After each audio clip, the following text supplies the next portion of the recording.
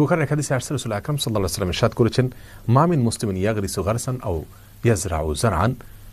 কোন মুসলমান যদি কোনো বৃক্ষরোপণ করেন অথবা কোনো ফসল করেন, কোনো ক্ষেত খামার করেন, ফায়াকুলু মিনহু তায়রুন আও ইনসানুন আও বাহিমা, এবং সেখান থেকে, সে গাছ থেকে, সে ফসল থেকে, সে বৃক্ষ থেকে যদি ফল হোক, ফসল হোক, পাতা হোক, কোনো মানুষ, কোনো পশু, কোনো পাখি কেউ খায়, কেউ ভক্ষণ করে, ইল্লা কানা বিহি সাদাকা, তবে এর ফলে তিনি সাদকার সওয়াব পাবেন। তার মানে দান না করেও তিনি সাদকার সওয়াব পাবেন যদি তার রোপণ করা গাছ থেকে, বৃক্ষ থেকে কোনো মানুষ, কোনো পশু, কোনো পাখি কেউ ভক্ষণ করে।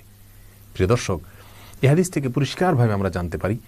যে বৃক্ষরোপণ করা, গাছ লাগানোর যে ফজিলত রয়েছে সেটা কতটা বিপুল, সেটা কতটা ব্যাপক এবং কতটা বেশি। আল্লাহ সুবহানাহু ওয়া তাআলা রীতিমতো সাদকায়ে জারিয়ার সওয়াব আমাদেরকে দিচ্ছেন এই বৃক্ষরোপণের মাধ্যমে। অথচ অত্যন্ত সহজ একটি আমল, যার ফলে আমরা জাগতিক উপকারিতাও পাবো আর আখিরাতের বিপুল